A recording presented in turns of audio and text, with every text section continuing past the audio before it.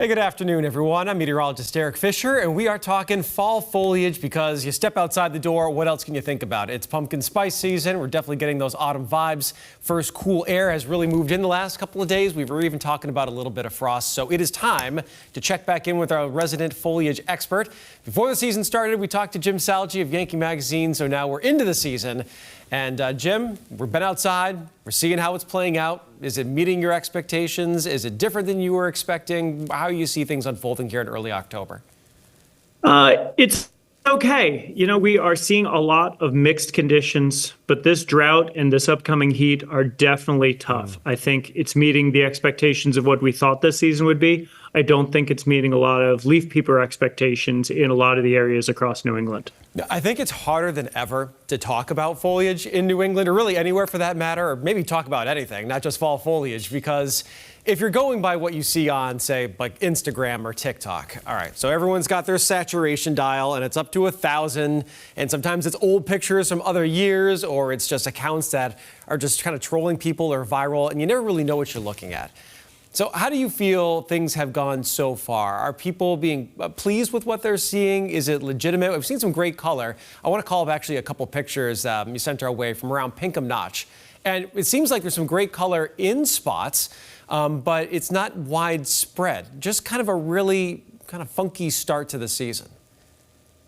Yeah, and I think it's going to continue to be funky. So this was Crawford Notch. There's Pinkham Notch scrolling through right now. Those were the brightest colors I saw last weekend. And those areas are quickly moving past peak. The leaves just are not staying on the trees this year with the dry and hot weather. We've had cool mornings. We've had sunny skies. That's great for foliage, but it's been really hard to keep the leaves on the trees with how dry it's been. So people are seeing mixed conditions. If you go way up north towards the Canadian border, you see some great color, but you also see some past peak color.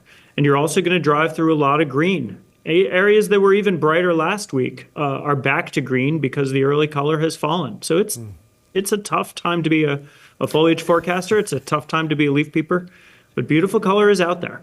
Yeah, I was just talking to Barry Burbank of BZ fame for many years here. He does a trip up to the White Mountains every year. He went last week, and he said it was beautiful there up around, say, Whitefield, New Hampshire, getting farther north. It's just so fast, and I think that's what's going to catch a lot of people maybe a little by surprise this year, because you book a lot of these trips in advance, but it's so compressed. I mean, it seems like things are just going, and then they're gone, and you just have to get outside as much as possible, as fast as possible this year. Yeah, Barry caught the right weekend in the right location. Some people will, and they're going to talk about the beautiful fall colors that they had back at the water cooler on Monday. And other people are going to say, I didn't see any colors. It was bare where I was. It was green where I was. Like you said, it's just happening fast. The colors are coming on quick and falling faster. So it's definitely going to be tough. And I feel for the people who booked for the long weekend. The long weekend in 2 weeks is always the time when most of New England is at peak, and a lot of areas are going to be past. Peak doesn't mean no color, but it's certainly not the beautiful scenes that people are seeing on Instagram. I am a little worried about it. And, you know, you don't want to tell people don't go because, you know, I myself, I went hiking the other day, went to Monadnock, and there was nice color in spots, but it was bare in spots too at the same time, and there was some green, and it wasn't the greatest season, but at the same time, you don't want to be a party pooper on foliage season because it's still beautiful. I mean, a walk in the woods is still gorgeous. There are still spots of nice color, but I certainly agree with you. When it comes to Columbus Day weekend, I mean, at the rate we're going with the 80s in the forecast this weekend into next week, it feels like we're going to bake a lot of these leaves right off. It's not going to be long for central and northern New England. No, but there's going to be spots that haven't turned yet. Then the next time that it gets another cool morning are going to go. The Lakes region in New Hampshire is going to be one of those cases where if people booked a White Mountains vacation for the big long weekend, if they just drop a little south, hopefully they'll still see color. It won't be the normal trip they planned, but it'll be good. We're showing a picture of Chicorowa. This was last weekend. And yeah, still plenty of green, some pops of color, but that's going to be the area that turns later. And here's another one of Barrington, New Hampshire. This is a really nice bluff in southeast New Hampshire, and it was all green last weekend. So these areas are still to come. I think people are just going to have to do their foliage trips a little further south for the long weekend. I think their bookings are going to be great. People always go on long drives, but instead of driving north, they may have to drive south or east a bit this year. Well, at least it's dry weather. We can get outside and enjoy that and get plenty of hikes in, plenty of walks in. If you had to pick, all right, Saturday and Sunday are coming up. It's going to be a pretty warm weekend. We know where the color has been kind of popping and showing up. Where are you going on a road trip these next couple days? All right, so first, I'm going to celebrate the fact that it's going to be beautiful and there are going to be no bugs. There's no bugs because we've had a frost and we've had no water, so it's going to be great. I'm going to probably do some hikes on the Eastern Kank or at the southern end of Crawford Notch. There's just some really nice overlooks, like Mount Tremont would be great, the Boulder Loop Trail on the Kank. These are areas that are going to hold on to color, that still are a little green, that have that mixed foliage. You're not going to be looking at sticks like you might be if you were, way north of the mountains right now. All right, and in Vermont, I haven't seen a lot of reports out of Vermont except for the Northeast Kingdom. What are you hearing there? All over the place. It is patchwork. Vermont has a lot more rolling farmland. The contiguous forest is mainly on the mountain slopes. And that has left their trees a little bit more vulnerable to the drought. They don't have the whole contiguous forest to hold on to moisture. So again, there's some beautiful areas and there's some really, really past peak brown and crispy areas. And it's just going to take some exploring for people to get out. I just posted a reel on my Instagram of a friend who was at Lake Ellesmere this morning, and it was beautiful, but it's not uniformly so. Yeah, you were mentioning, we were kind of talking, texting the other day about you post a picture and half the people go and yell at you and they say, it's all brown here, I don't know what you're talking about. Or people say, it's all green here, what are you talking about? And then some people say, I just had the most beautiful weekend. It seems like it's just a year where it's not a uniform experience.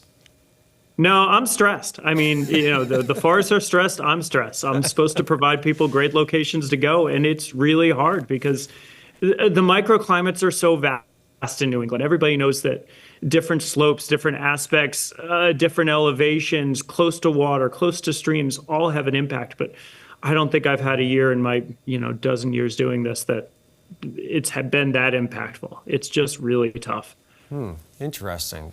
Let me ask you this. Is there a certain type of tree that's more resistant to the really dry conditions? And on the flip side of that, is there a tree that's really just succumbing to the dry conditions? Birches are really struggling right now. Thin soil, they're an early successional tree. They're in young forests. They're really struggling. And oaks are much more deep-rooted. They are drought tolerant. And the oaks aren't showing any signs of turning yet anywhere in New England. You go to Conway, which is about the northern end of the white oak forests, and it's still all green on the oaks. So they're holding on, and I'm holding on hope that by mid-October they are really turning like crimson and scarlet and not turning brown this year. Yeah, it's kind of like a second season for foliage because we always think of those maples that really pop and turn bright, but the oaks are a late show. Maybe that's what we really look forward to most this season is that late last burst of color. Yeah, I hope so. And I think, like I said, they'll be healthier. And there's great oak forests. Squam Lake is surrounded by them. The view from Mount Major in New Hampshire, one of the most popular hikes in the fall, isn't really peak until the oaks turn in mid to late October. So plenty of hope left. And again, there's great color out there this weekend. It's just going to take some adventuring. Nothing wrong with that. We like a road trip. We like poking around, finding some new spots. I'll give you one more question here before we let you out of here. I want to know, as we get a little bit deeper into the season, most people, their only experience with, how's the drought going are those drought monitor maps that get passed around online or sometimes in the newscast. And the conditions are much worse in central and northern parts of New England than they are in southern New England. It's been dry here, but not as dry as what we've seen up around, say, the Lakes region of the White Mountains. Do you expect the drought to have a similar impact in southern New England if you're going to the Berkshires or central Massachusetts, places like that? Or are we going to get some brighter color that might last a little longer down this way? I hope so.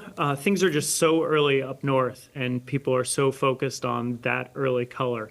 But we're still weeks away from peak in Boston. We're still weeks away from peaks in Connecticut. So I'm really hoping that more moderate trend that you're talking about holds up. Time will tell. I mean, we really just need some rain. We need a good couple steady days of rain. And sure, the drought maps are, better for Connecticut, but they're still really dry. And with this heat this weekend, I'm worried about it region-wide. Yeah, I can't say that I totally disagree. I mean, just walking around Boston, even some of our ginkgo trees, which to me are a very late tree that we usually see in my neighborhood in Boston, they're already starting to turn. and that's usually not a great sign. There's been years where in early December there are still ginkgo leaves on some of those trees in the city. But I think the heat coming up and then maybe a windy front on Wednesday. Get outside this weekend. That's what Jim and I are telling you. Get outside right now, go for a walk, and we'll see what happens down the road from here. The weather's going to be beautiful. The leaves are out there. I think it's going to be a lovely fall weekend, but I think we just temper our expectations this year and take what we get and enjoy it all. All right, Jim Salge from Yankee Magazine, the resident foliage expert here in New England. Thanks for joining us for the update here as we get deeper into October. We appreciate it. For sure. Glad to be here. All right, happy hiking. Always.